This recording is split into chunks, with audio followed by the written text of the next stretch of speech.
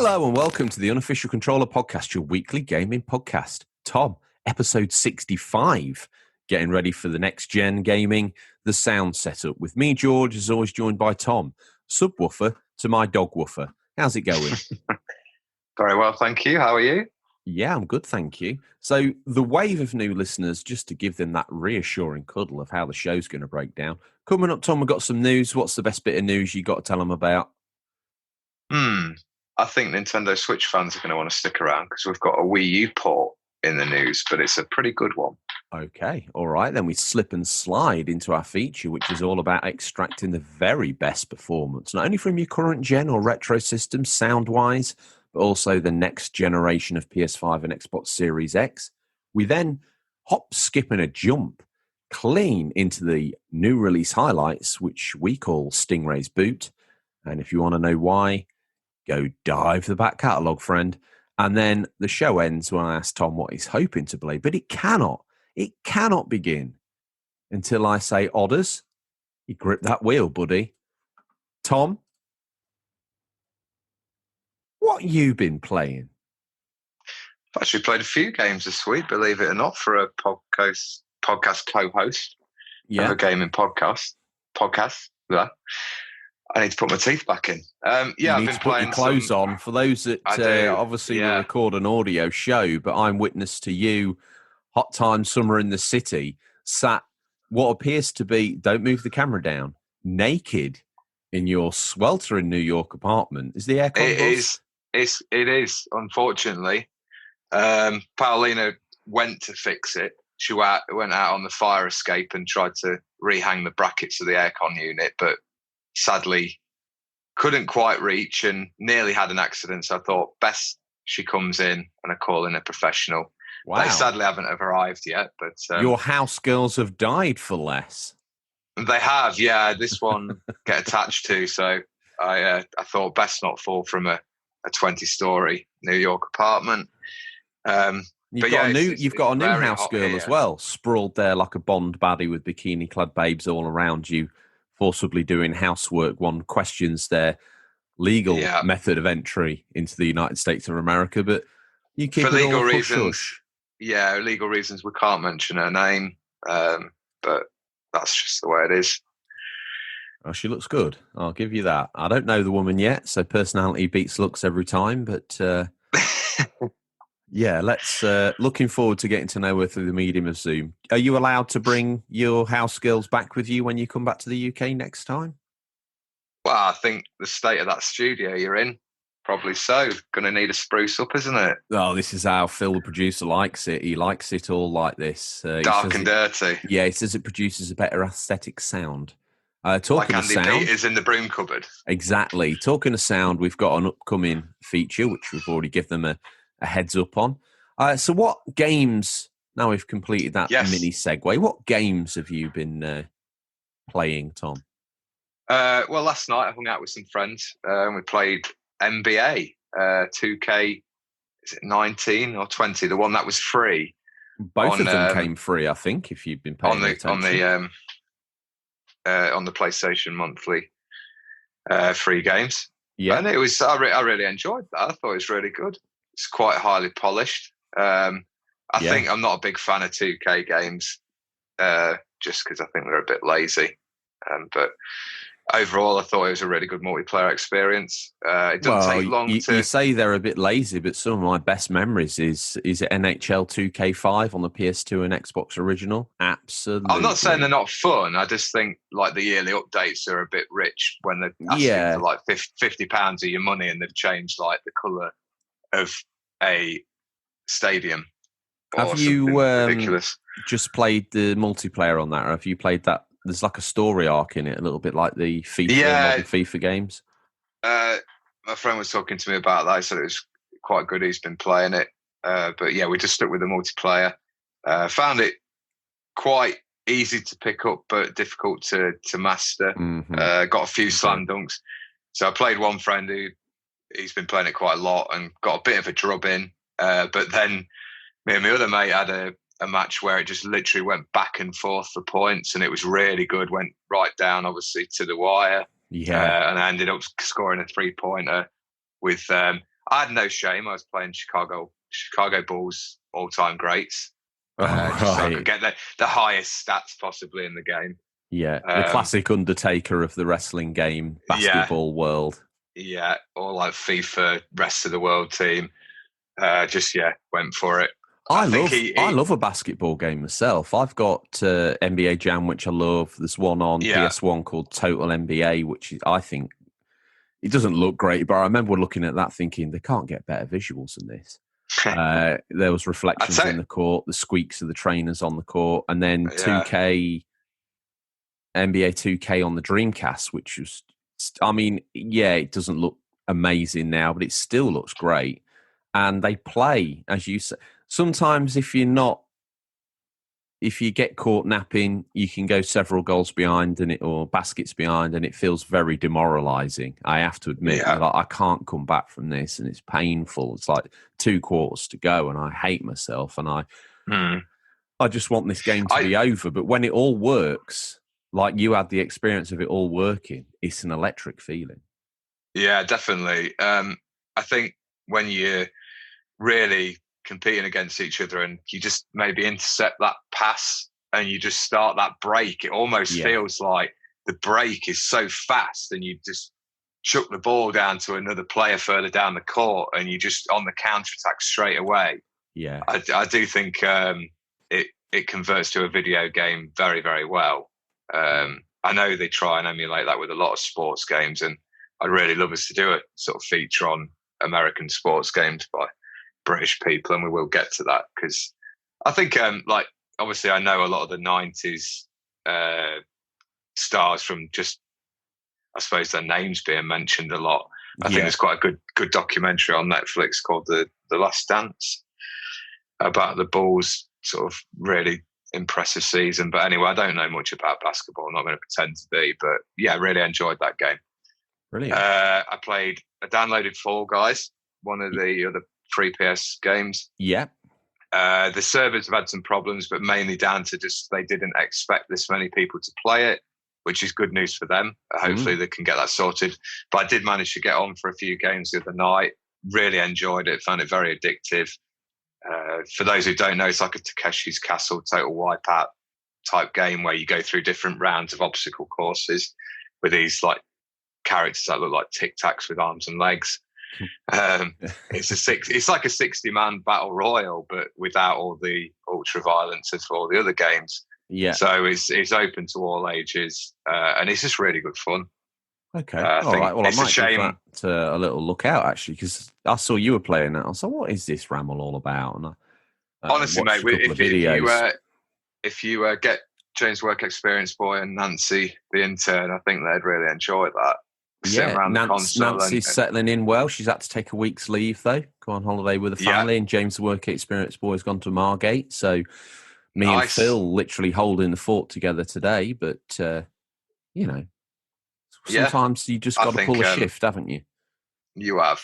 I wouldn't know much about that being over it, but I'll leave that to you. That's I'm paid to star in the show, not write and produce the show. That's what Phil's there for. You are the gaming celebrity, so very much you look to really kick the wheels out of that position, don't you? I do, yeah. I'll milk it for all it's worth. What else have you been playing? I played Ghost of Tsushima, progressing with that. I'm on Act 3 now, which I believe we're going to get to with you, but I don't believe it's that long. Oh, I'm really spoil it.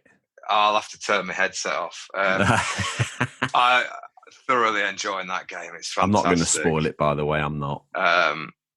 It really is enjoyable.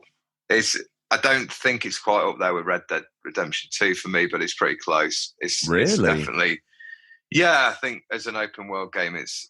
I wouldn't put it. Fantastic. I wouldn't put it into the vaunted territory of Red Dead, but it certainly knocks the wheels off any Assassin's Creed I've played, and I've played them all. I think it's better than your Assassin's Creeds, your Days Gone, Horizon Zero Dawn. I think for me, it trumps them. It's better than Horizon. I really vibed with Days Gone, so I don't know if it's better than that. I think it's as good. Personally. it's personal opinion on the setting as well. I think I prefer the setting of Ghost to Days Gone, even though I did like it. Famous turnaround on that in our review. Yeah, everyone needs to go listen to your thoughts on that game and then where you ended up with it, don't they? I suppose I best be polite. Ask you what you've been playing. Contract obliged. Yes, you are now contractually obliged. I've been playing Ghost of Tsushima. Finished that. Yeah, I don't. Obviously, there's no spoilers here, but the ending kind of made me go, oh, and then the ending made me go, oh, right, oh.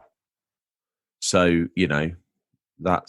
it's an interesting one, that's for sure. But without ruining too much, when you finish all of the main story, you're left to explore the island of Tsushima yourself, finishing off the Mongol invasion. So all your side stories, all your collectibles and everything, it doesn't just end the game and then block you out from the island. It allows you to carry on. Mm-hmm. That's good. Which was well received. And to the most part, it still makes sense when you speak to these characters outside of the main game quest. So I've quite enjoyed having some post-game content to get stuck into and play through as the character I find myself as now. So that's interesting. So I've been playing that, a little bit more Final Fantasy 15, but literally not that much. I've been trying to concentrate on getting Ghosts finished, and Farming Simulator 19 I've had a quick rumble through. Have I been playing any retro? Am I guilty of that?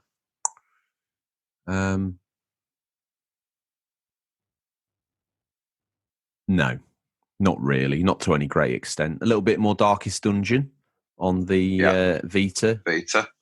Which is, I've got it for PS4 as well, but I've not put it in. But it's cross-save enabled, so you can play it on the Vita, upload to cloud, play it on the PS4, download save from cloud, continue playing. A little bit like, not Hotline Miami. What was that other one I played the wheels off? Shakedown Hawaii.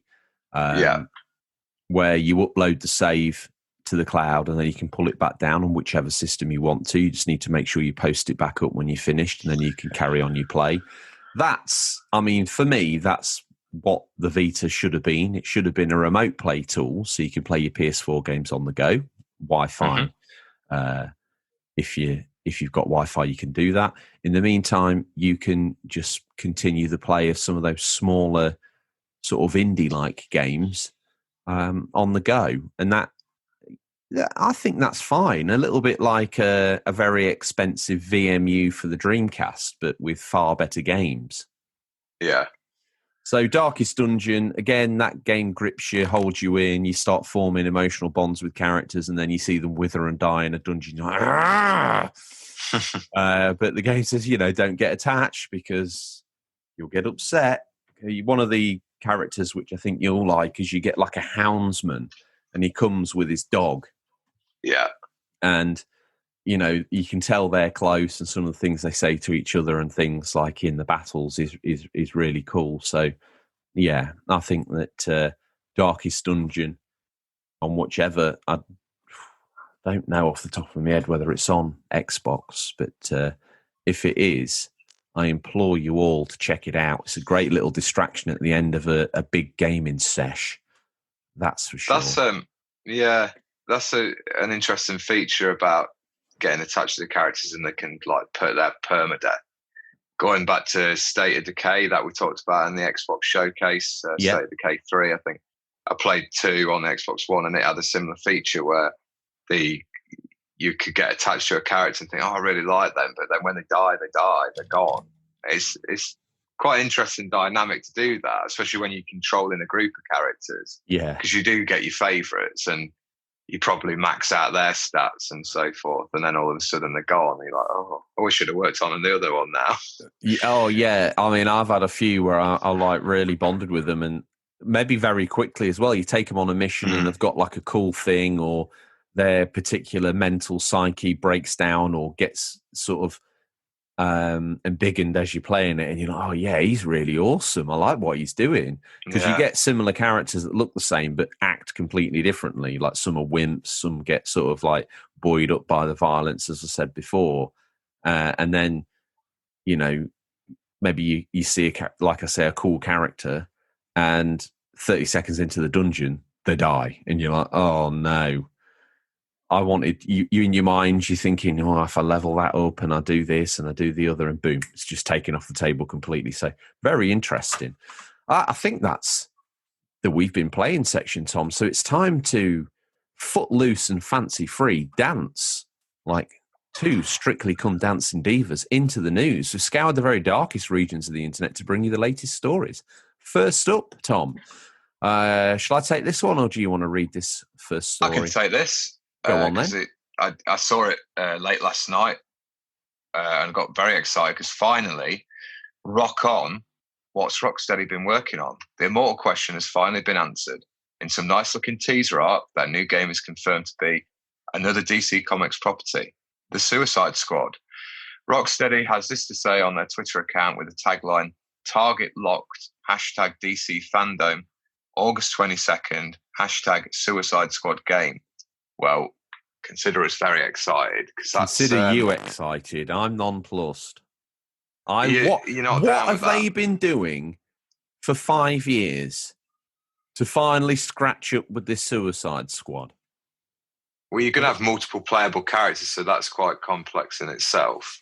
I guess. It better not be a DC version of Marvel's Avengers. I don't think it will be. I think we're going to get... Although, will they think we've got multiple characters? Let's make it multiplayer online. Yeah, I really of course hope they will. I don't think they will. I think there's... Mark my words. State damp this episode and come back to it if I prove to be correct. It's an online multiplayer game. I think if EA buy Rocksteady, then that will probably happen. But I'm banking on this being single player, maybe with co-op thrown in. What about the rumours on the streets that they were actually working on? I've got two things to ask you. The rumours on the streets that they were working on a Superman game all the way up till about a year ago, and then couldn't really get it vibing right, because Superman's a very, very hard character to do in a game, and then scratched it all down and went back to Suicide Squad. Because this is a PS5 game. This isn't releasing this gen. So technically they released the game at the doors, at the very gates of the PS4, Xbox One era. And then went into hibernation, or seemingly went off to do a Superman game that failed spectacularly. And they came back with Suicide Squad. I think probably what's happened is, obviously the cross-gen thing is now, like, they're thinking, let's just run it on Xbox Series X, PS5 and PC, which is going to be good. It's nice where they just cut that line off and say, no, this is only going to be available on this. It shows it's probably going to be very like tech heavy and graphically impressive, hopefully, as the Arkham games were, in my opinion anyway. Not everyone liked them, but I thought they were good games, buddy. I really did. But I think where this Superman thing comes from, I think possibly some of the rumours of maybe there's been a leak in the past where they've seen Superman footage in their studio, but I think with that teaser art, it's going to be taking down the Justice League as the Suicide Squad. I think making Superman... Well, my second question, was that Superman or was it Bizarro? No, I think that's Superman. I think the rumours are going to be quite true about it being Justice League, and I think to use Superman as almost an enemy, as a baddie, as a boss, would be quite cool, in the fact that he's almost unstoppable, and you could figure out ways to just get away from him or just survive that encounter until you come up with a way of taking him down. And imagine taking Batman on in like a role reversal almost. We've had so many games of theirs where you're playing as Batman. To then spin that on its head would be really cool. And I think this is going to tie into the Court of Owls Batman game that apparently Warner Brothers are working on, or the other developer. So it's going to be set in the same universe as that, and it'd be nice. I don't need like loads of cross sort of sections where it's all intertwined and stuff. But a few Easter eggs would be quite nice. Just maybe chuck some of the wanted posters of the Suicide Squad up in the Batman game or vice versa. I just think it's going to be an interesting dynamic. It's not like if you said they were going to do a Turtles game, I'd have rather had that, definitely. I think a lot of people would, but I think they're a very competent studio. I think they're going to chuck out some really great stuff with Suicide Squad. They are, but when you look at their cross-section of games, they haven't actually made that many, have they? Most of them have been set in the Batman universe, so yeah. Interesting times. Let's move on to our next news item, Tom. Aeon must quit. The slick-looking beat-em-up Aeon Must Die, shown the other evening in Sony's latest State of Play, is sadly been surrounded by controversy. A real shame, as it's an interesting-looking title. The controversy comes in the form of work conditions, not this again, at the developer's HQ. The accusations are widespread and in-depth, with the team citing unbearable work conditions with endless crunch, harassment, abuse, corruption, and manipulation.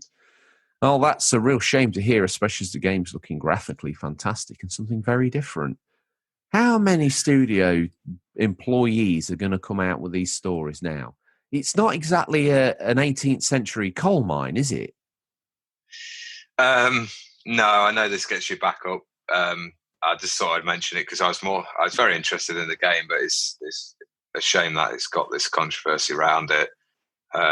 We don't know what it's like. I mean, I'm a big champion in real life of I do believe in workers' rights. I think people have fought hard to get them. I'm very grateful of my job, but I'm also very protective of employees. I think obviously things have happened throughout history as just some horrific stuff, and it was never acceptable and should never be acceptable again. But with that cast as a lens, what their unbearable work conditions, harassment, abuse, corruption, and manipulation. Give us some examples, please, so we can make. Well, the biggest problem now, me and you've had this discussion off air many times about how the mobile phone and email and constant workplace think it's just okay to contact you out of work. Home time and private life is my time, and don't interfere in that.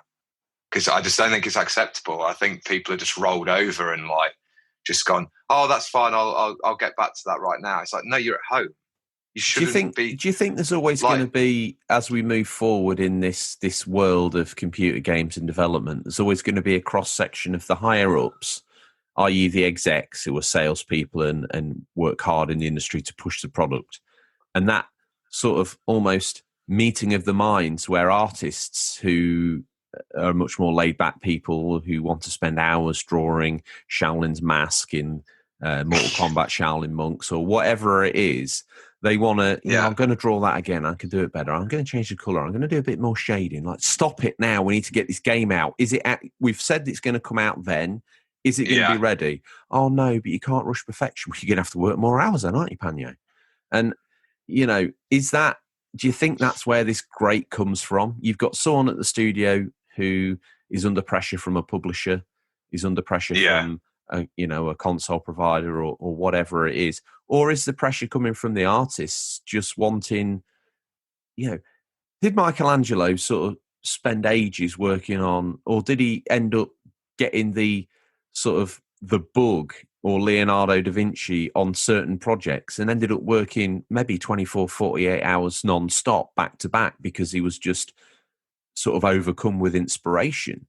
That's also, if others around you aren't, are you then well, I don't really feel I see you're all fired up about working on this new feature in the game, but I want to go home. You can't go home. We need you to stay because you're the guy who's going to do the coding behind making that flap on that character's jacket look more realistic. Oh, really? I think it really could. Yeah, it's a very good point you're making there. I think it really comes down to the person you are. If you're really passionate about something and you want to see it succeed, you will do it. But I'm very laid back in my life, and I'm not ambitious. I'm very happy and content in my life the way it is. So when this causes sometimes for you have to push me a bit. I think that's the dynamics that are in these places of like video game development. I think not.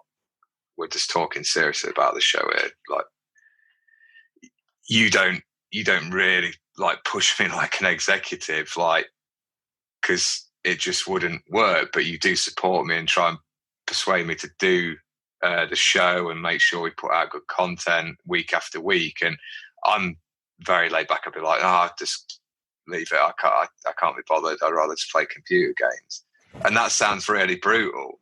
But I think you do need both sets of people, and you're always going to have arguments like this. Like they're just annoyed because they're having to do massive long hours, like loads of other people do. Employees and employers, they just will always clash. Sadly, it doesn't matter. You could have the most perfect, harmonious workplace, but you're always going to have a few situations where one party is unhappy with the other. So I think that's just where it's just a workplace like any other. Yeah, I'd like to know a little bit more about unbearable work conditions, just because what is that? Is it a sweat house, or is it an air-conditioned office with a kitchen and all the latest facilities, and you can have your action figures on display by your computer while you're working? And, you know, a lot of people that are working a 9-to-5 job where they're actually doing physical labour would look and be like, I'd love to work there. I would love just to even make the tea there. I know what you mean, yeah. It's like, you've got to sometimes take a step back, and I could moan about working outside in the hot weather, but then I think there's people out there who are working outside in way hotter heat for no money. Well, not no money, but like people who are just surviving, trying to survive. It's ridiculous. One thing I would sometimes. say is, if anyone from that studio wants to reach out, if anyone from any studio wants to reach out and help us understand what it's like really in a studio when the crunch happens, we can be completely anonymous. I've put this out before, but we've never had anyone take up on it. I think it's obviously we would definitely protect people's privacy and anonymity, but it would be interesting to have my eyes opened as to what's unacceptable. I know we have a lot of listeners in Lincoln where Rockstar are, where there is reportedly a lot of crunch, and people have been demonstrably upset by that. But help us understand maybe both sides of it. You know, a developer reach out and say to us, you know, George, you were right. You know, there is a lot of pressure from me, from the studio or the publisher to have this out day and date for their shareholders on a certain point to hit, you know, a price index rise on the stock market. And if we slip a day, a week, a month, it has massive ramifications on their quarterly earnings or their quarterly forecasted earnings, which unfortunately everyone's tied into.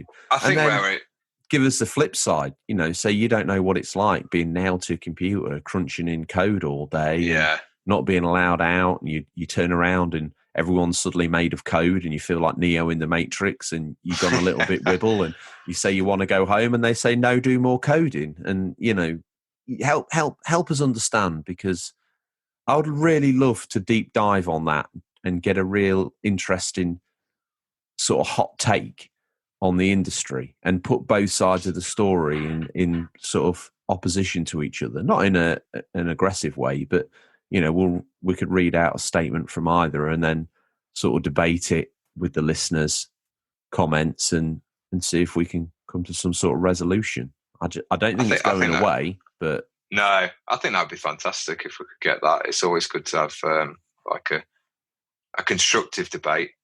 And just closing on that, I think the point where it becomes wrong is when it's done for greed and just pure profit of like, I can't get enough money, give me more money, get this finished so I can get my big fat like bonus check for getting this product out.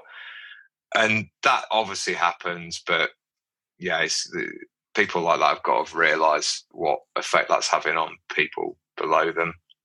But we know that some Rockstar employees who, even at a low level, who have crunched on games like GTA 5 and Red Dead Redemption 2, have got reward salaries that are absolutely humongous because of the money that these games have made. So you're getting your financial reward as well. So, and again, I need this explained. This game Aeon isn't going to be an absolute, I'm predicting it's not going to be a Red Dead or GTA 5, and I think I'm going to be proved correct. But what's the remuneration scheme there? It'd be interesting to know. Yeah, On the subject, I thought that looked very.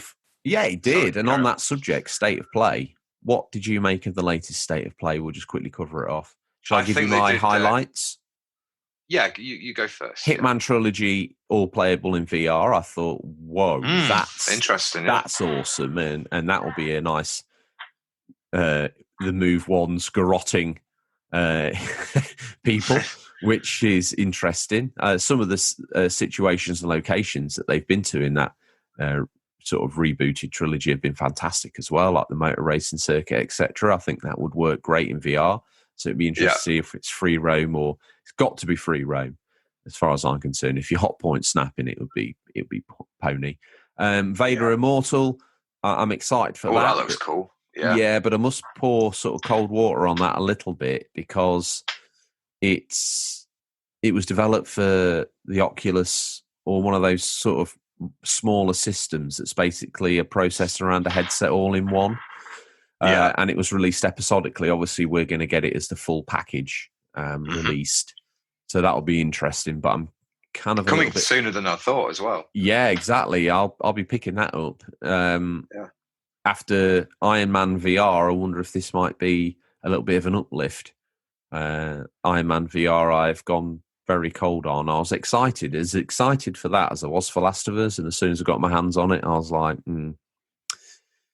this is not even a patch. And it's not even a patch on something like Blood and Truth either. So, yeah, that's it was an unfortunate shame, that really, but I'm sure Camouflage has still sold gangbuster numbers. Some of the other stuff in there, it was very much an indie showcase, a little bit more bug snacks. Something about the camera in bug snacks makes me feel like Sony are playing something very close to their chest. One wonders, is bug snacks a VR game? I did wonder that. Obviously, the first person perspective, it almost reminds me of a Nintendo game. I know there's like this bizarre hype around it after the original PlayStation showcase. That was basically off the back of the theme song, though, wasn't it? Yeah. So they kind of mocked it in the new trailer, didn't they? Yeah, they which did. I found quite funny. That looks quite nice. Was there anything else for you before I touch on what I saw? No, not really. I'm sure you're going to be all over all this, so I'll comment back on what you say if you like.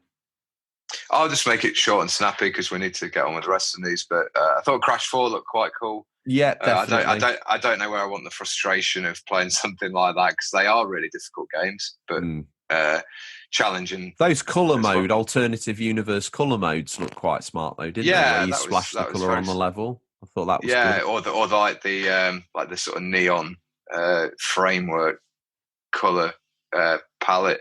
And it sounds like they've got more to show with that, so that's interesting. The Crocodingo sections, I think that's his name. They looked more to be like a traditional, I say traditional, but like a more 3D platformery, more rare in their style. So that intrigued me because 2D platformers are okay, but as you say, they're very sort of Twitch reaction focused, aren't they? I did think Crash 4, when it was rumoured, was going to be more in that vein, but I suppose they wanted to keep it traditional with, and I think the Crash trilogy remake was quite successful, so they've obviously got the fan base there. Yeah. But that was it. I think that was a strong start.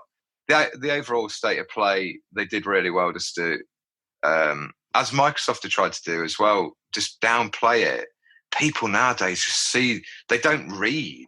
They just see like state of play or Xbox Showcase and think they're going to see everything, like full basket of or box of tools just chucked out straight away for everyone. It's never going to be Sony were like quite that. clear to us that this is not. There's going to be some PS5 games, but mainly it's going to be a PS4, PSVR focus. Like, right, okay. Well, if that's what it is, that's what it is.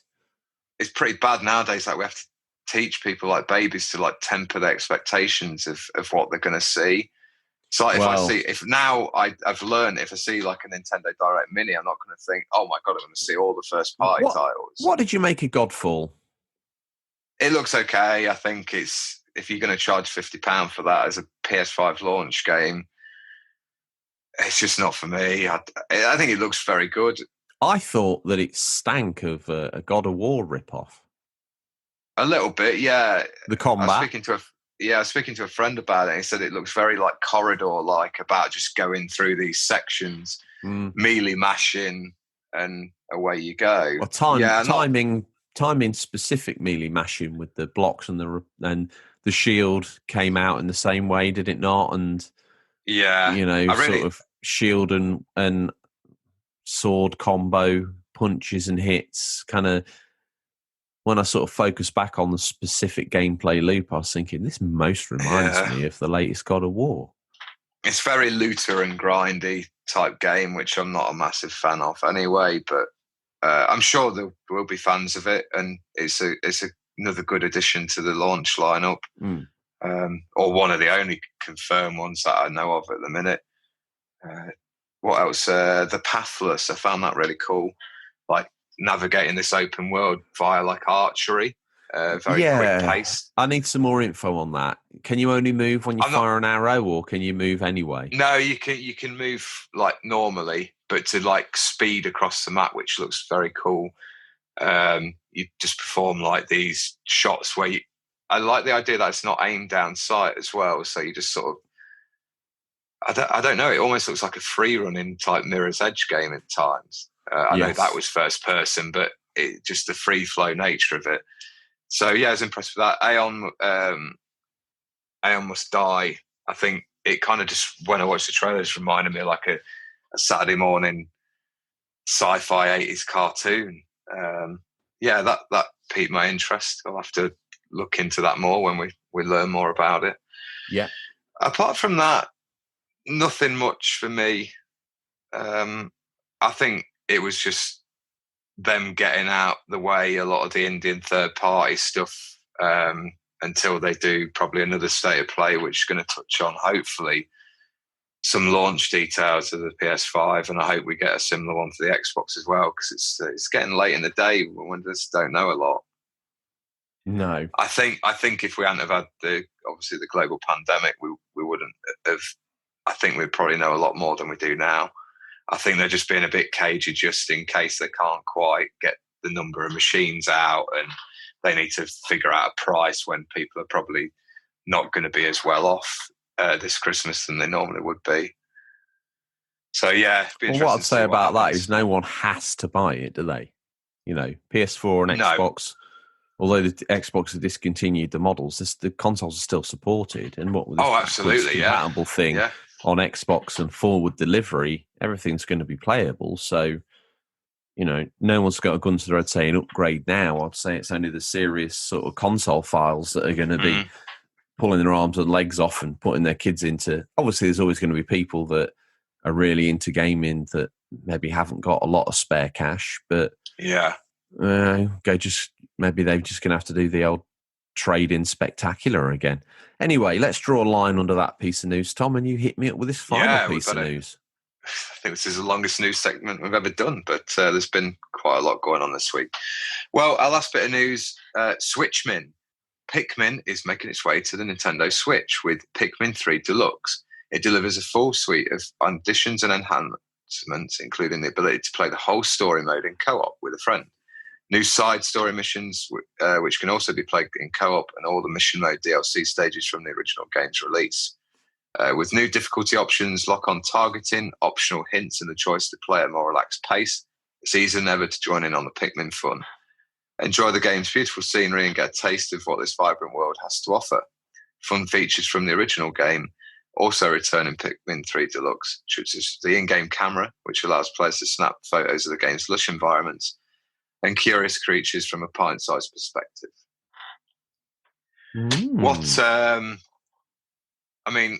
It's another Wii U port, but it's a very good game. But that game is quite old now. I remember playing Murder that on of the Wii U, Suspect Number 1, the Switch. A very popular episode of ours, and I think we said all we needed to say there about that. We did. It's great that some of those awesome titles that came on the Wii U are actually getting the more spectacular worldwide recognition they didn't get. But Nintendo, bar porting games over from the Wii U, What are you doing? Exactly. Answer, nothing. I think they've struggled more than a lot of other studios with the working from home and the change of the situation. They've always been a bit steady, and I hammer home this fact all the time. We've got to remember they're just one developer. Like, do you think they shouldn't, in retrospective, should they have maybe done a Sony or a Microsoft and acquired some more studios? So many years they had Rare banging out games for them, and they let them go. They've got a few, and they've got a few that they kind of deal with a lot. Probably like Platinum Studios have made a lot of games for them, even though they're not exclusive to Nintendo. They exclusive produce quite a few cell titles. systems. Yeah. So it'd be interesting to see what they do to combat the two big next-gen consoles. But in all honesty, they don't need to worry. The Switch is still selling week in, week out. They've had Animal Crossing, which has been... I read, in fact, the other day, it sold more than the entire Metroid franchise. All the Metroid games combined. Animal Crossing New Horizons has sold more than all those. Yeah. Wow, that's a terrifying stat. Well, on that, what can only be described as a financial bombshell, Tom. Did we miss anything? Do you have an opinion or take on the news we missed? If so, Tom, how would those collected masses get in contact with us and say, George, Tom, why are you talking about Pikmin when, I don't know, there's a brand new console out tomorrow called the Zigga Ziggar, and it is 8K, it's £1, it plays every game from every format ever made, and you didn't even talk about it in the news. What's wrong with you? Tom, well, if you want such flaming crocodingos, how would the masses get in touch and let us know that we are crocodingos? You can direct messages on Instagram or Twitter on our social media accounts. You can also join our Discord group, which you can find through the link tree that's on Instagram. There's lots of great people in there discussing games, movies, music, anything, literally anything. It's a good place to come and get some great information as well. We have a little swap shop on there. We have a sort of screenshot area where you can post great screenshots you've been taking, especially with a lot of the latest games that are out at the minute having really good photo mode. So yeah, that'd be good to see some new posters in there. And also you can email us on questions@unofficialcontrollerpodcast.com. That email read out of the end there, Tom, was like music to my ears. And talking of music to my ears, here we've arrived at the feature, and it's all about getting ready for next-gen gaming. The sound setup guide. Listen, let's dive straight into this because there's plenty to talk about. Sound in gaming is often overlooked as it doesn't have the same immediate impact on gaming as the TV visual effect. We all go chasing the next gen because of graphics and frame rate, but a much underrated part of our hobby's immersion is what sound can do. It's not obvious, and it's a more subconscious feeling. Here at the Unofficial Controller Podcast, we feel, and we are sure you'll rightly agree, that when it's not right, bad sound, can really be immersion breaking.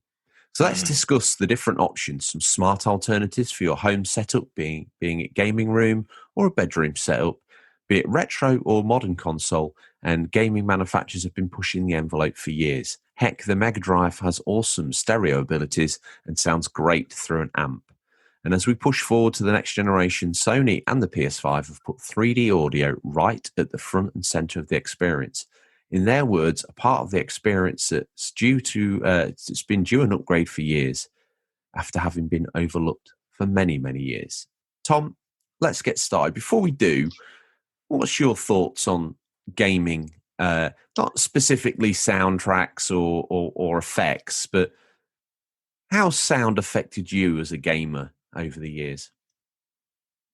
I think it's got better and better. I got a sound bar on your advice, which I use if able. If I sometimes have to keep the noise down in the house. You don't want Beyonce and Jay-Z banging on the partition wall telling you to turn it down, do you? No, I'm sick of them as well. They make loads of noise and moan at me for having a video game playing. But anyway, I have a gaming headset as well, which I was really happy with. And I think it is so overlooked at how important it is. And it's implemented so well in video games now that you look at sort of phenomenal soundtracks in games like Grand Theft Auto to sort of Hellblade with its audio sort of led design of creating the voices in your head, psychosis type experience. There's so much they can do with it. Horror games, creating great tension, especially if you're playing in the dark with a headset on, can really ramp up the feeling of immersion. Along with high-end graphics, I think it's just as important. So, yeah, that's my small take on that. Okay. I think it's come a long way as well, hasn't it? But we're gonna have a little dabble in the past, aren't we? Well, let's get started. The past, heck, let's just cover off this, as retro gaming is very big, and these old machines are capable of some amazing things. Proudly displayed on top of the Mega Drive is the word stereo sound. It's still a great option today, and its ability to utilize two speakers we all know well enough. It creates a great sound field that enables things to carry momentum and track from left to right. With your speaker and a cheap amp and a cheap stereo amp, which can be found anywhere, good vintage ones are going to start to go up in price. But hey, if you listen to vinyl, you've probably already got a great amp, so why not use it? It's only when you hear the Mega Drive or snares pumping out in full stereo do you realise what you've been missing. That too is the real secret to sound in gaming. It's fine through whatever source, but when utilised to its fullest, it's game changing. So I've got a little retro rack upstairs, and I was able to pick up from a charity shop a very, very, very cheap surround sound amp, but it didn't have any speakers. So I thought I had it with my vinyl first, but it wasn't quite what I was looking for that experience. It's slightly newer than that. So I had one kicking around, and I looked into some Mission speakers, which for the era of the Mega Drive were very much things that people wanted. And those wired up to that and any of the retro consoles in stereo. I mean, obviously this peaking out at the sort of Dreamcast era. I think the Xbox original had from memory, it had optical out, as did the PS2. So really anything from Mega Drive to sort of GameCube era, they all sound awesome. Obviously, some of those later ones also implementing 3D or surround sound, but they all sound absolutely awesome. There's nothing like a Mega Drive game with its awesome synth soundtrack blasting out through a set of good speakers. It just lifts the game. And the Super Nintendo, Star Wars, Super Star Wars, Super Empire Strikes Back, and Super Return of the Jedi, they sound absolutely incredible through an amp. And it can give an old game a new lease of life to some extent as well. Yeah, it can. When all the sound that's meant to be coming out through two speakers or more is compressed down through to one speaker, you don't get that separation of sounds. You don't get that depth. Hey, we've all played on a mono portable in our bedrooms as kids. I mean, most kids these days probably got stereo, but they don't realise, probably because they've got the TV positioned awkwardly in the corner of a room and it's not making the best of the speakers. Plus, to get the form factor of a flat screen TV, even a high-end TV, the speakers are not great. Compared to the visual fidelity you get in, the speakers are very, very poor. So, Well, quickly, just you flew over this week, didn't you? Just to drop a few things off. And going on our last week's episode, setting up visually for next gen gaming with TV Guide. You had a dabble with my TV screen, didn't you? And managed to pull some great colours off there. So whistle stop tour of New York. There's not a lot open, but there wasn't. No, I should have made time to see Bobby, really, but hey, not always possible. I was not happy until you'd finished, was I? Well, you lent me Paulina for the afternoon, and I'll tell you what, that was a life-changing experience, I have to admit. So I must thank you for that. So we had a dabble with your TV, And then we tried the audio, didn't we? And as I said, it really can give new lease of life to stuff. Just having a few moments just to have a tinker and try and find the right settings for things. Absolutely. But yeah, definitely worth a look. Yeah, definitely. And we'll get to that. We will get to that. So much like the TV next gen setup guide, we want to try and cover off as many alternatives as possible. There's actually way more alternatives for sound than there are to TV. Yeah. So we moved to the present. It wasn't long before gaming embraced surround sound, the idea of placing speakers in four corners of a room to fully embrace and encase the listener or gamer in surround sound from all angles. My first memory, this is me. My first memory of surround sound in gaming was hooking up an N64 to an old surround sound amp and having the sounds of Donkey Kong 64 wrap around me like vines in a jungle. Suddenly, as I spanned the camera, the waterfall in front of me was in fact suddenly behind me. And again, like the days of the Mega Drive, when sounds are able to be presented in a crystal clear way and be positionable with the on-screen action, you're sucked deeper into the immersion, almost subconsciously. You're there. This all moves forward as consoles developed and included tech got better. And while we chased the graphics, many were still listening on mono TVs or at best stereo setups. Now, I also remember when I upgraded to an optical cable for the original Xbox and Halo. Yeah. You know, that was game changing. I had a almost like a quadraphonic setup from memory. And you could hear individual patters of dirt landing around you after a grenade had gone off. It was really quite amazing. And let's face it, Halo, when it first launched, you were like, oh wow, I'm playing this game. I can do it co-op. I can do all these things with the graphics. It's this big sort of pseudo open world. This is an amazing game, and you're wowed by the graphics of it. But if you took the time to go down the route of setting up the stereo, it was equally, if not more, game changing in that way. It's quite strange, isn't it? That audio designers, like developers for video games and for movies, probably somewhat must often be very overlooked by the rest of the team, or when the game comes out and it's received like, oh my God, did you see those graphics? It looked unbelievable. Oh my God, this gameplay is so good. And then there's just this guy who just made like individual sounds for like each horse hoof, and spent his like past 2 months at a ranch in Arizona just recording horse noise. In unbearable work conditions. Yeah, in unbearable work conditions. It is just crazy that there's things that people just won't hear based on the setup they have, and that's a real shame. But yeah, it's cost like anything, and we'll get to that. What's going to be your best option? But we'll just dive into the future a little bit, shall we? Yes, please do. Heading into the future, and with seemingly greater emphasis on sound this gen, what does the future hold? The PS5 is going to be a very powerful console, of that we all have no doubt. But the way it handles audio is arguably just as impressive as its looks. This is all down to Sony's proprietary 3D audio engine called Tempest, I didn't know that, which delivers vivid, object-based 3D sound in games. Rather than use 3D audio technology, such as Dolby Atmos, don't worry gamers, we'll break down the lingo shortly. So we'll let you know what all of those mean. Sony has chosen to develop its own, sorry, missed that.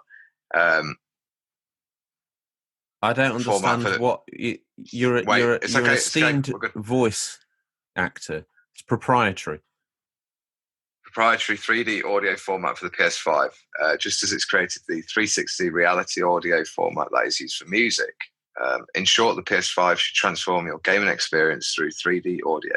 Indeed, Sony says the effect is so powerful that you'll be able to hear when individual raindrops are landing in a game's environment. That's pretty cool. Stereo and surround sound have their own unique advantage, but for gaming, nothing beats 3D audio. In simple terms, 3D audio allows you to hear sounds as if they were happening around you. It puts you, the gamer, center stage and brings added intensity to every scene. I was looking on the settings for Ghost of Tsushima, and there's a setting for 3D audio headphones. I did try it on my headphones, and I don't know whether they're like probably not fully capable of doing I what it thought should you do. But had virtual surround sound 3D audio on your headset that you've got. they've definitely got like the surround sound. I don't know where it's like the latest like 3D audio tech, but it was impressive. Like it just make all those different sounds appear around you. I'm not sure whether it's PlayStation's 2.0 gold headset or whether you've got to go to the platinum. I think it might be 2.0. So it's a setting I'm not bothered with because obviously I play with my aged surround sound system. But yeah, it says, whereas earlier games consoles simulate 3D audio by increasing the volume of an effect as your on-screen character moves closer, 3D audio deploys timed effects using a host of clever audio algorithms to naturally create true-to-life soundscapes that trick your brain into pinpointing the precise location of every sound. Sony says that the PS5 uses object-based spatial sound technology to create some of the most advanced 3D available. It's an expansion of the technology used in the PSVR virtual reality headset, which is capable of replicating 50 sound sources. The PS5 bumps that up to hundreds of intricate sounds and in better quality too, all of which means the PS5 game developers can design scenes and audio as well as visuals, sonically painting a 3D canvas dripping with detailed acoustics that supercharge the action. Take Rainfall, for example. Today, the sound of rain in a game is a single audio track, but Sony says that the PS5 will be capable of letting you hear individual raindrops in relation to where your character is positioned in the game's landscape. And imagine a first-person shooter with PS5 3D audio. You'll be able to hear the spine-chilling footsteps as someone crosses a room on the floor above you. Sony wants to focus on delivering 3D audio through headphones first, but according to Mark Cerny, PS5 lead architect, the console will be capable of delivering 3D audio through your regular setup, whether it be television speakers, soundbars, or surround sound systems.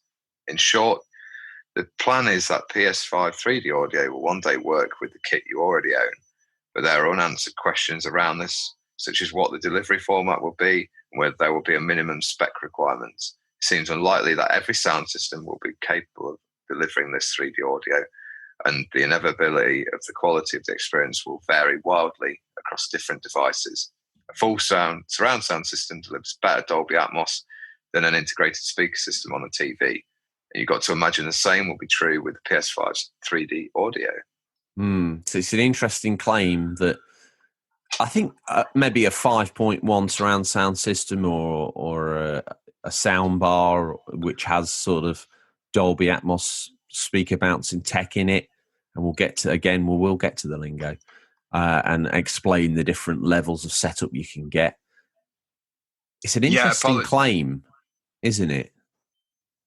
It is, yeah. I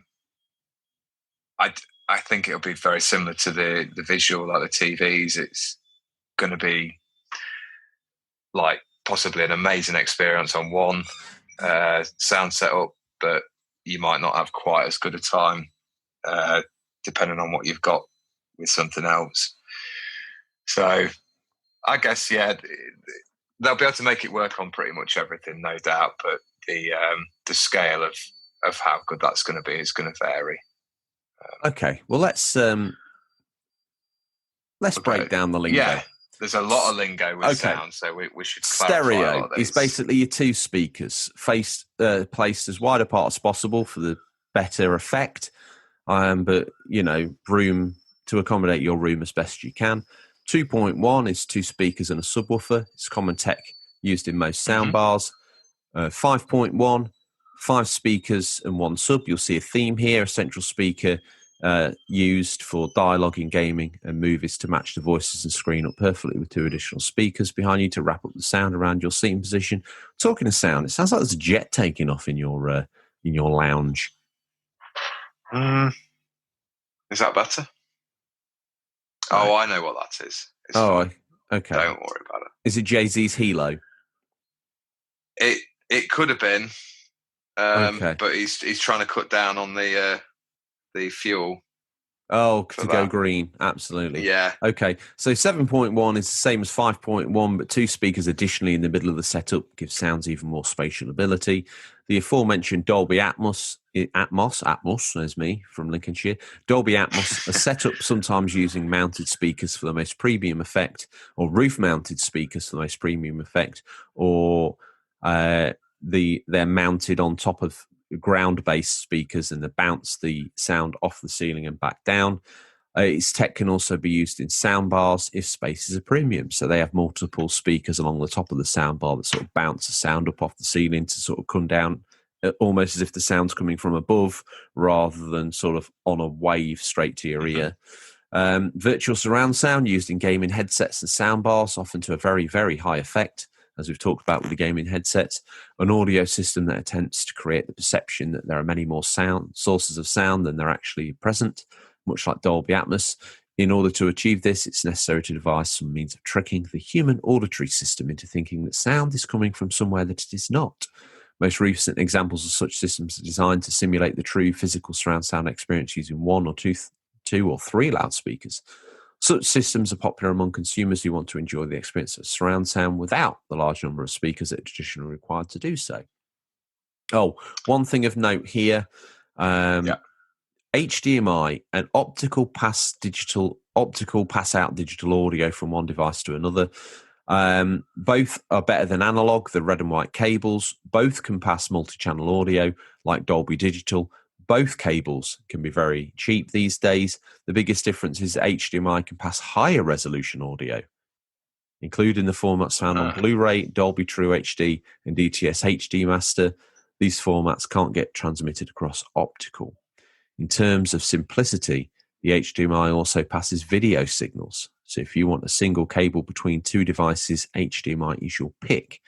So for a while, optical pass out was the service of choice amongst discerning audiophile gamers, but it seems HDMI has surpassed and passed that, providing a better solution. I was messing around with mine earlier to try and make mine work.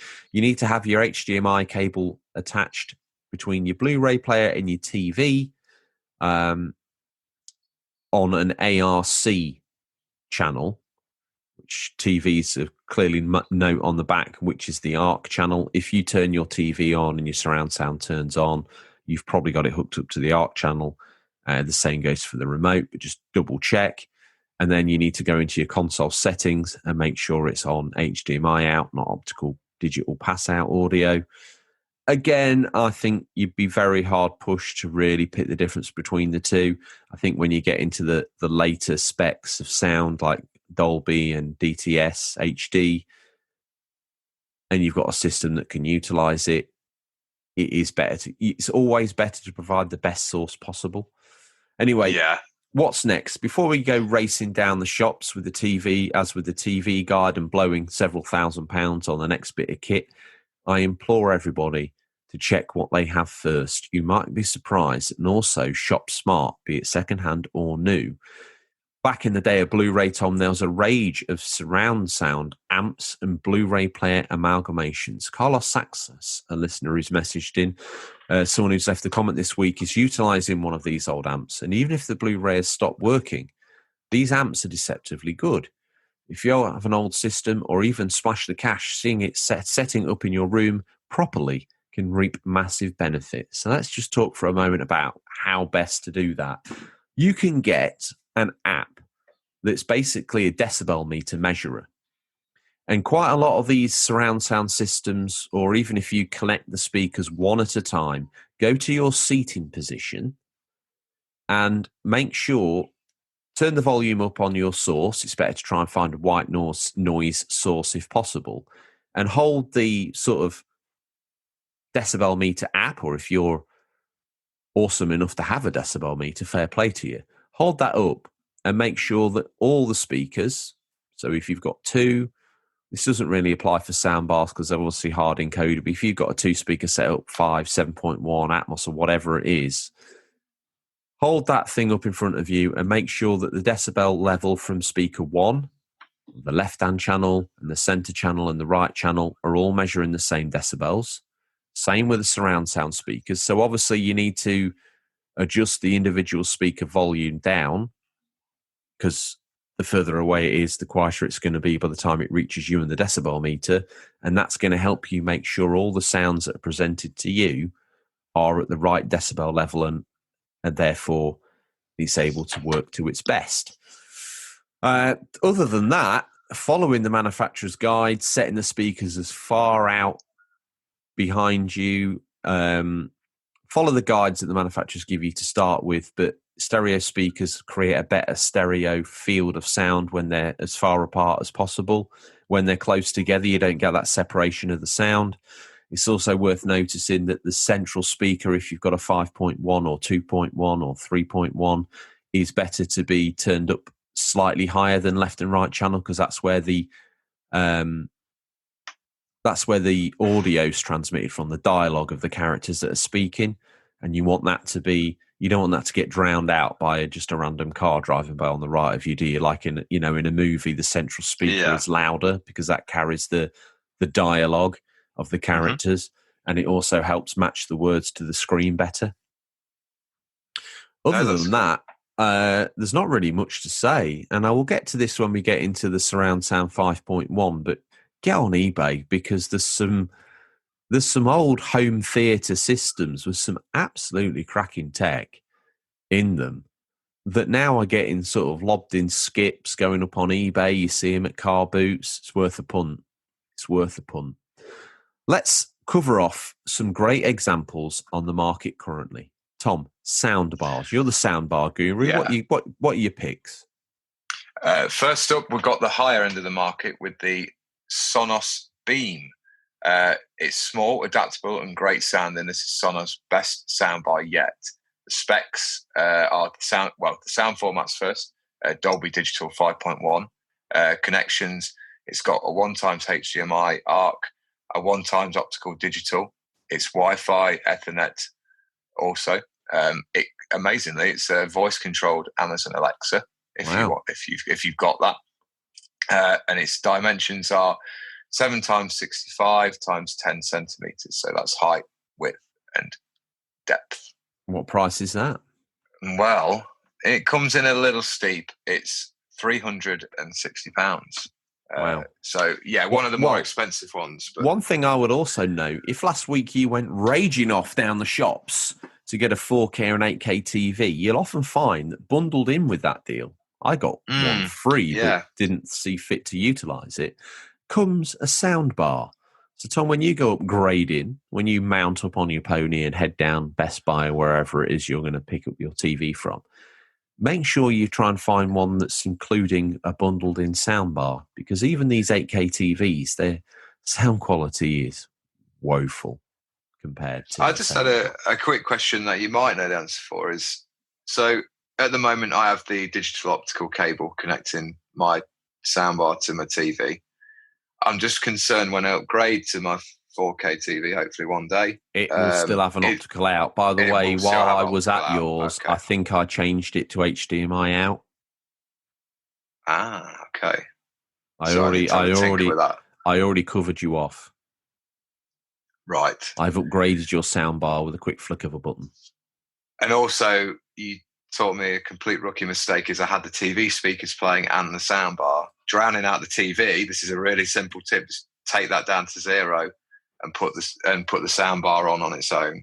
There's less confusion of the noises all going on. Yeah, let the soundbar do the work. Yeah. Good. Up next, the slightly more budget option. You've got to get behind this. It's the JBL Bar Studio, one of the best sound bars you can buy on a budget. Its sound format is the JBL surround sound, so they've got their own. It's streaming Bluetooth version 4.2. It's 30 watts connectivity. It's got an HDMI ARC in. It's 6 centimeters high, 61 centimeters wide, and 9 centimeters deep. And that can be had, Tom, from around £99. So that's a great deal. Fantastic. Absolutely. Now, before things get a little bit crazy here, surround sound 5.1.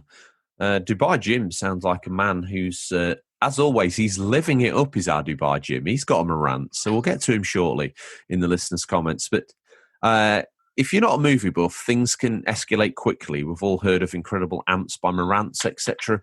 And if you're lucky enough to own one of those in your system, in your setup, my goodness, if you're in the market, pairing that style of amp to some equally prestigious speakers could be game-changing. But here we're going to try and keep things realistic or set a little bit more savvy for those on a budget. So here's a great little 5.1 setup from LG. It's the LG LHB 645N. It's 1,000 watts of 5.1 channel Blu-ray home cinema system. The Blu-ray player is probably barely going to get played if you've got a home console, but it's a 5.1 system. The aforementioned 1,000 watts of power. It's got a 167 watt subwoofer. It's said to speak as 167 watts, as are its 4 satellite speakers. It's got digital optical, and it's a passive amplifier. Tom, it's $299. Wow. It's $299. That's one a thing to bargain mention, for we didn't that. cover off subwoofer, but subwoofers basically are able to resonate bass. In a home cinema system or a gaming environment, they add absolute impact to sounds. They give you that deep crunch that you can feel in your bones, and they really do add to a cinema or gaming experience. You know, the machine guns all of a sudden have got real weight to them. You can almost feel the sort of sound wave in your body as you're firing the weapon if you've got them turned up loud enough. It is, it is game changing. I remember my first home cinema system I bought, and I think it was a Panasonic. It came with a DVD player as well. But I remember going out and getting Jurassic Park on DVD, and then that was the test of like the T-Rex roar and all the other sort of excellent sound effects in that movie and the excellent soundtrack. But that's a good price for that. I think for the so. Quality, for the quality you're getting. Like I was alluding to earlier, my budget pick for the 5.1 is to get on eBay. Similar setups to the one we just mentioned, go for under £100. Invest in some good speaker wire, and you're in for a real treat.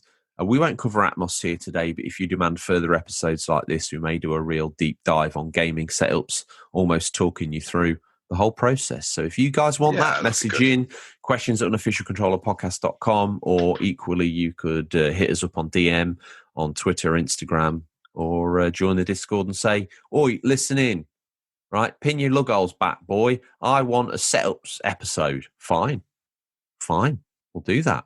Tom, gaming headsets, another song and dance routine for you, I believe. You're probably more into the gaming headset when you have to keep quiet in case you would disturb Jay-Z's afternoon yoga session and the tranquility of his mind while he composes another haiku. What's the story with the gaming headsets? First up, we've got the SteelSeries Arctis 7 2019 edition.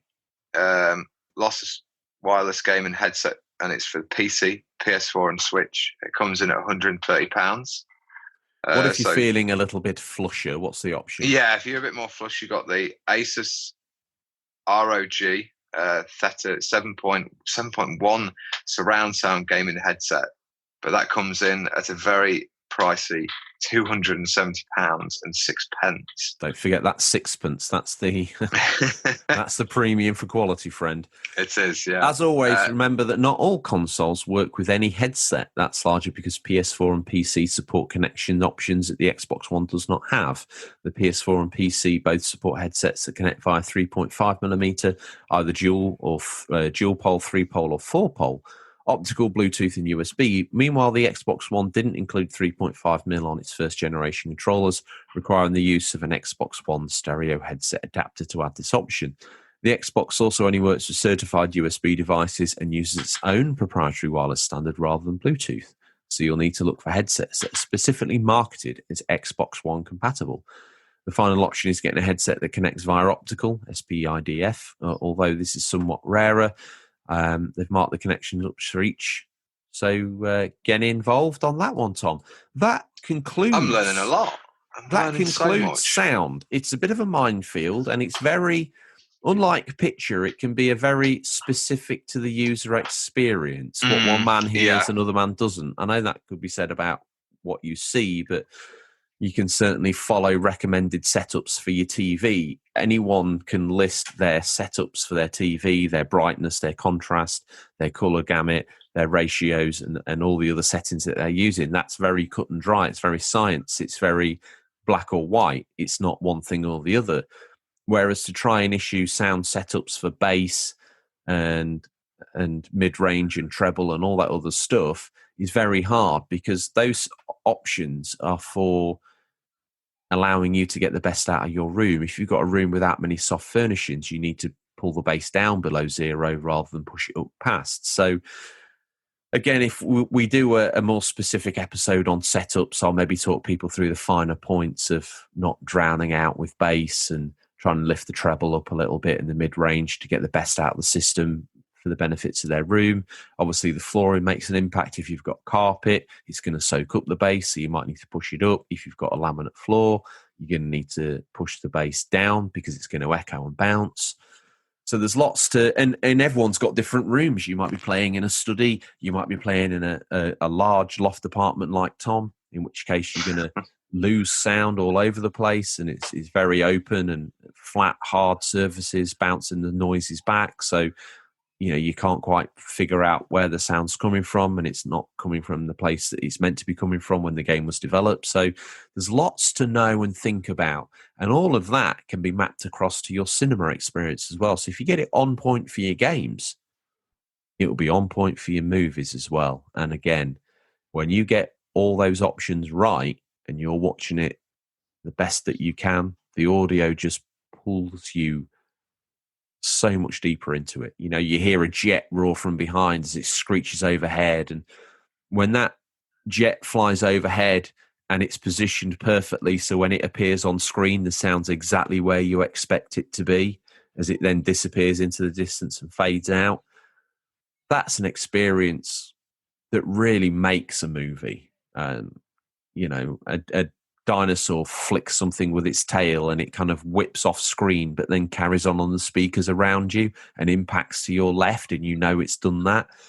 I mean, I want to catch you before the big man arrives with his selection of video games and we choose out a VHS or a DVD. Mm-hmm. I think we should go with some really audio heavy films this week. So get your thinking cap on for that. Ah, right. Okay. Well, some of the best soundscapes in movies.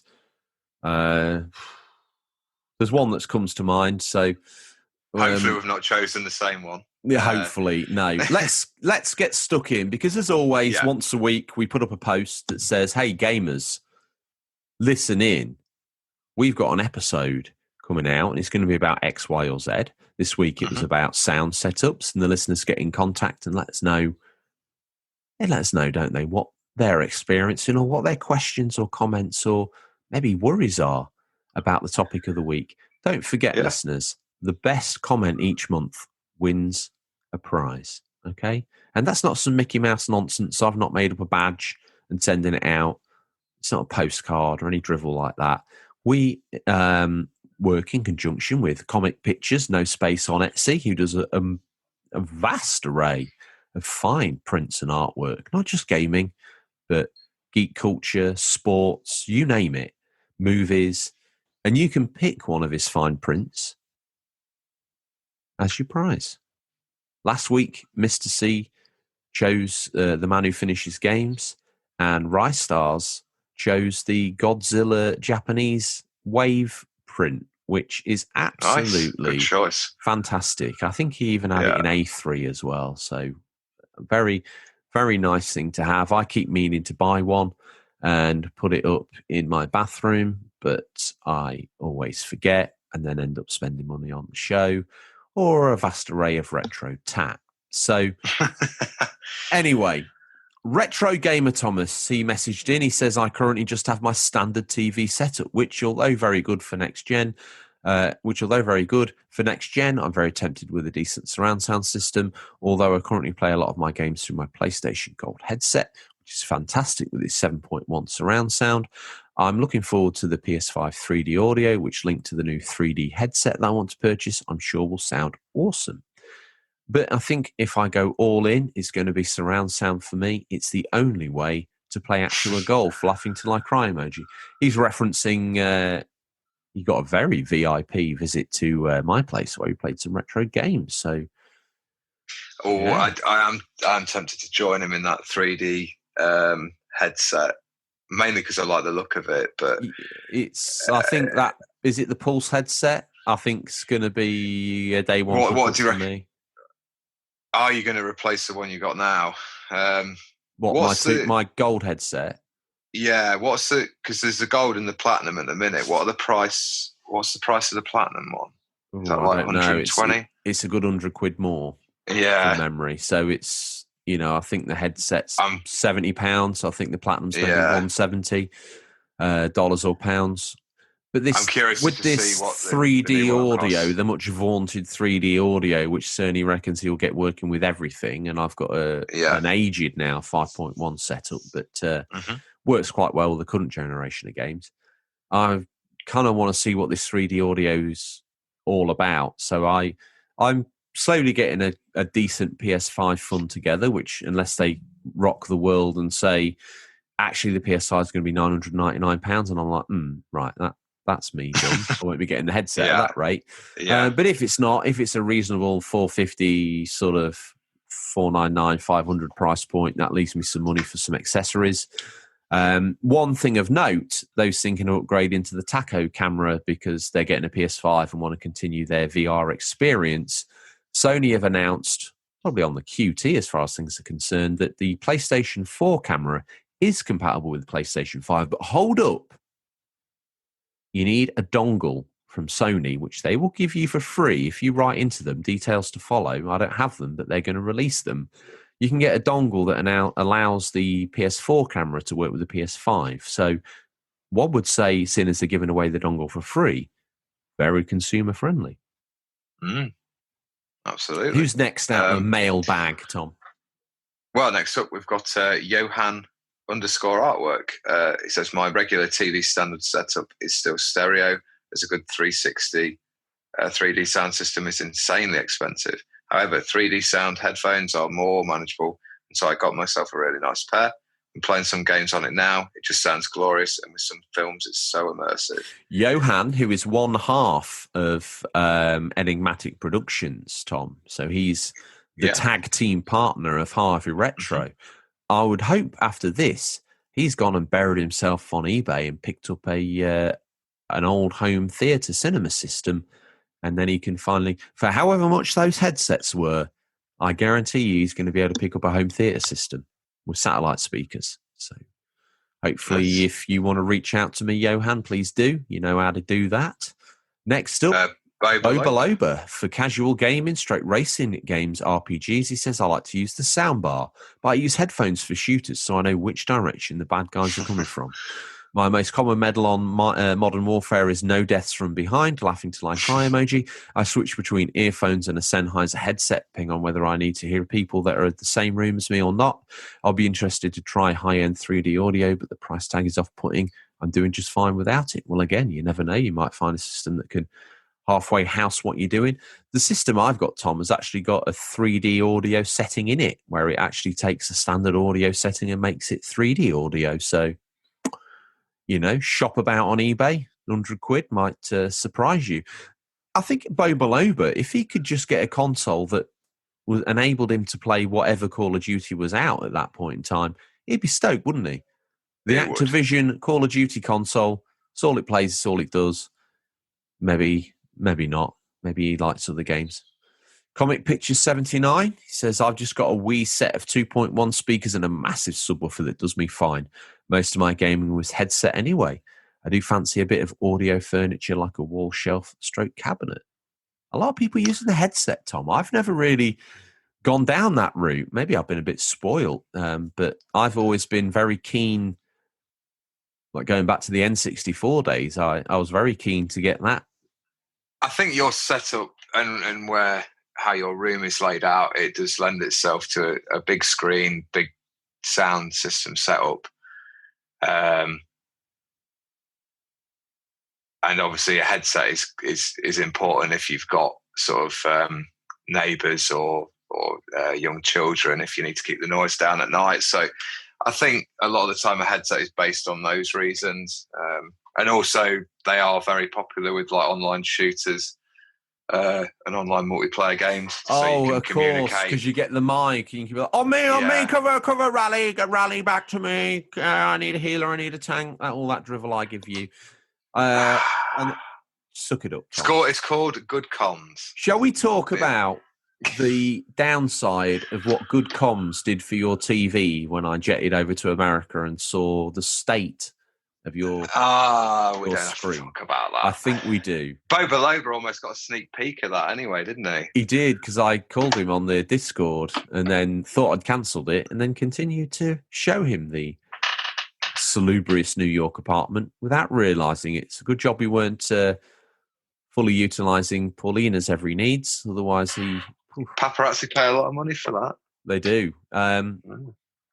Well, so on setting up your system, I noticed that when you play your shooters, you sit very close to the TV, and I found that it had been encased in what can only be called ectoplasm, from where you had been screaming orders at your teammates in all these online shooters. And it took, what did it take? It took a glass cleaner, didn't it? To finally, and I wouldn't recommend this normally, I'd recommend a very exclusive TV cleaning screen solution. But it only could be broken down. You with a mouthful of food, no doubt some cheesy onion-based potato snack, spittle, viscous spittle flying out as you scream at whatever, I don't know, enemy and colleague alike commands in your online shooters. Two things to note there. Sit back from the TV screen. Don't play these silly online shooty death games. You don't know what you're missing. Clean your screen on a more regular basis. Anyway, speaking of other New York residents, the Chronicles of a Gamer. How with Bobby? You been out to see him, or are you just too up your own backside to even venture out and engage with the common New York man? Probably the latter. He's the king of New York, by the way. So he is. Think about that. I need to think about that. He says, well, I have a Samsung soundbar with a subwoofer and it sounds really good. I hooked it up with a digital optical plug, so I really like how it sounds. I set mine up with a cinema surround sound and cinema depth, no matter what I'm watching or playing. If you want to use my headphones, I use my Sony CH700N. I remember I got them the same time I bought Mad Max on the PS4, and the engine of that car really sounded phenomenal through those headphones. Cool. Sound is important. Here's Carlos Saxos. I mentioned him earlier. He says, I'm rocking an old 5.1 Samsung Cinema Home System with a broken Blu-ray drive hooked up via optical cable direct to the PS4. It also has HDMI inputs, so I'm able to get surround sound out my Switch, which is nice. My worry about the Series X is that they've removed the optical audio output from the back of the console, so I'm not sure how I'm going to get my surround sound, as I'm sure the ancient Blue player won't allow for 4K pass-through. Well, if you've got an HDMI ARC cable input on your TV, connect that to your Blu-ray player, connect your Xbox Series X, if that's what you get in, Carlos, to your HDMI 4K in, and it should all work seamlessly. No buttons required. So good luck with that. We mentioned this other character earlier, Tom, Dubai Jim, long-time contributor to the show, the man who lives it up, as his name suggests. He says he's upgraded his amp about 4 years ago to a lovely, slim Marantz NR. He's the man about time. Such class and eloquence from Dubai Jim.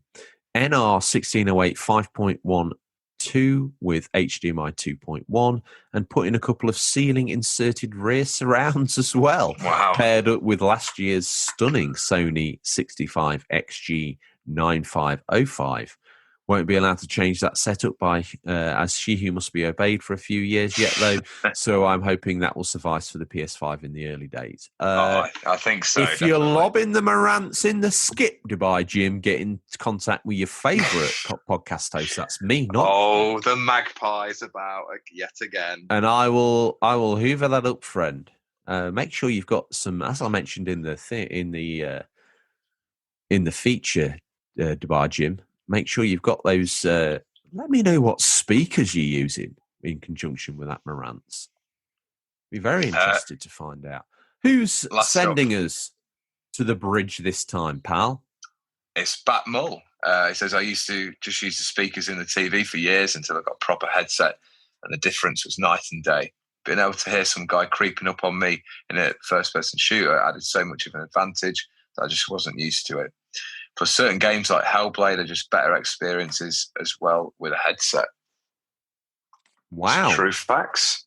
Okay, well, Tom, on that note, he's here or he's on his way. Now, what's he been up to this week? He's been knocking out 3D audio He's not headsets. here yet. He's not here yet. He doesn't come until we've talked about... Are they actually 3D audio, though? Because you know what the Ray's like. No, He's a bit dodgy, definitely not. Are they just old stereo they're cams? basically... No, they're basically doctor's stethoscopes that he's just put some larger earphones around. So when you plug them in, all you can hear is your own heartbeat. Wow. Okay. Well, at least you know you're not dead. Here he comes, Tom. On that note, it's time for a peek in what we affectionately call Stingrays boot. What's necessary in some counterfeit nappies and a dodgy copy of Battlefriend all this week. These are the new release highlights for the week, August 3rd to August 9th, 2020. Listeners, these are out in digital or physical, or will be by the time this podcast is in your feed, but could be. They could be, Tom. Region dependent. What's your mummy, handsome man? Well, it's first up. It's Fall Guys Ultimate Knockout, PC, PS4, August 4th. I like what you're doing there. Gear up for an epic new chapter in the... Oh, dear. This is what happens when Nancy the intern isn't here to do the new release highlights, and James the work experience boy is in Margate doing a social distance holiday with his family. I've copied and pasted the Fast and Furious Crossroads right up into the Fall Guys. But you've waxed lyrical enough about this castle-based game where I don't need to worry about that. Up next... Why? What are you going to tell me? My VHS pick this week is Christopher Nolan's Dunkirk, a very audio exciting treat. Well, I went for a similar theme, so I'll pull my VHS out now. It's Saving Private Ryan. Oh, great choice. I'd also recommend war movies, sir. I'd also recommend... I wouldn't wholeheartedly recommend Attack of the Clones from the Star Wars prequels, but I would recommend... it for its fastidious use of surround sound, like when Jango Fett uses his sonic concussive mines. That sounds classic. Absolutely incredible on a subwoofer. So Saving Private Ryan was my pick, and also at the end of Attack of the Clones, when the what are they called? Like the clone era Star Destroyers take off. Oh yeah. And me and you had an experience where we watched that and the surround sound absolutely resonated our bones to dust, didn't it? So yeah, good memories. Hellbound on the PC is my mummy, so we're getting them both out of the way nice and early. August 4th. It's a classic first-person shooter-style game like the good old days. An action game based on speed, gore, guns, and metal music. Inspired by the 90s classics with modern visuals and audio. Scully, up next on PC, PS4, Xbox One and Switch. I don't know why I didn't stop, Tom. I just couldn't help myself. August 4th. On a mysterious remote island, a skull washes up on shore and is reawakened by an enigmatic deity. Dubbed Scully, the newly reanimated being has been summoned to intervene in a war between the deity's three siblings, whose quarrel jeopardizes the island they call home. Drink More Glurp, PC, Switch, August 6th. Drink More Glurp is a wacky physics sportish hot seat party game set on a distant world where aliens have copied Earth's summer games and got everything slightly wrong. Completing crazy contests with 20 local players will challenge the world on global leaderboards. So it's quite a cool idea, isn't it? It's a very weird take on a sports game, but knock yourself Olympics out. Game, yeah. Yeah. Fast and Furious Crossroads, PC, PS4 and Xbox One, August 7th. Gear up for an epic new chapter in the Fast and Furious saga with high-speed heists, cinematic non-stop action, Adrenaline-fueled stunts in exotic locations, join longtime family and a tough new crew to hunt down international crime syndicate and bring them to justice. Now, I was lucky enough to see some gameplay of this game. And you're firing along in what looks like a Dodge Charger with a minigun on the roof, shooting at a armoured hovercraft. Is that what's happened to Fast and the Furious? Because I remember Fast and Furious 1 was like this quaint little film about a policeman infiltrating a load of underground street races. And the first one's, I think the first one's a really good film. Absolute classic, yeah. Then what happened? We're on Fast and Furious 8,000 right now. I don't know. It's got a bit silly, hasn't it? Carry on, Tom. What's the next? I thought this was going to be your mummy. Yeah, it would be if I owned a PC. Horizon Zero Dawn Complete Edition on the PC, available August 7th.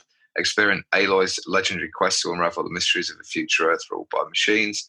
Use devastating tactical attacks against your prey and explore a majestic open world in this award-winning action RPG. Wow, that looks phenomenal on there, doesn't it? It does. Inertial Drift, PC, PS4, Xbox One and Switch, August 7th. Forget everything you know about drifting. Actually, this might be this could be a mummy for me because this looks great. And I know it's not Initial D, but it's very much aping that Japanese comic and anime. So forget everything you know about drifting. Inertial D tears up the racing rulebook with innovative twin-stick controls, completely reimagined driving mechanics and a roster of fiercely individual cars. That's either going to be a recipe for disaster because you're totally uncoordinated with the sticks, or it's going to be an absolute joy. Last up, Tom. You take this one. It's a game that probably you used to describe your life. Is it wrong to try to pick up girls in a dungeon? Infinite Combate. PC, PS4, Switch. This is the EU release, August 7th. I think the States are going to get it next week. This JRPG follows the story of the anime Danmachi and adds brand new content. Enter the fantasy world of Arario, where gods live amongst humans, protect them in their familia, and become the greatest adventurer through dungeon crawling, real-time RPG combat, and date events. With that, Tom, boots slammed, and he stealthily slips away like he does every week. Like smoke exhaled from a cigarette. He was there, and then he is gone. Tom, those that paid attention right at the beginning of the show, they know that I've got to ask you what you're hoping to play. I think I'll be playing, hopefully finish up Ghost of Tsushima. I don't really want to rush it now. I'm going to try and complete some of what I'd call the main side quests, which are to do get it done.